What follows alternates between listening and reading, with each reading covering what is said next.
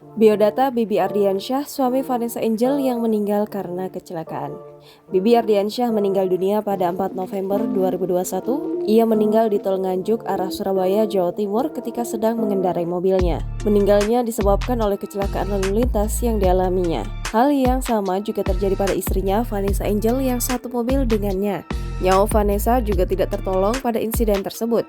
Pria dengan nama asli Febri Ardiansyah ini lahir pada 27 Februari 1990. Ia adalah putra dari Datuk Sati. Suami dari Vanessa Angel ini juga bergabung dalam partai politik. Tepatnya menjadi angkatan muda Partai Golkar atau AMPG. Bibi Ardiansyah menikah dengan Vanessa Angel secara siri pada Desember 2019. Kemudian pernikahan tersebut mereka resmikan secara hukum pada 11 Januari 2020. Dari pernikahan itu mereka dikaruniai seorang anak yang diberi nama Galaski Andriansyah. Bibi Ardiansyah mulai terjun ke dunia hiburan dengan menjadi seorang model. Ia bahkan pernah menjadi juara pertama di ajang Nilon Face Off Magazine pada 2013. Ia juga pernah masuk dalam 15 pasang finalis Abang None Jakarta pada tahun 2010. Selain itu, ia juga terjun menjadi pengusaha dan memiliki toko di Tanah Abang.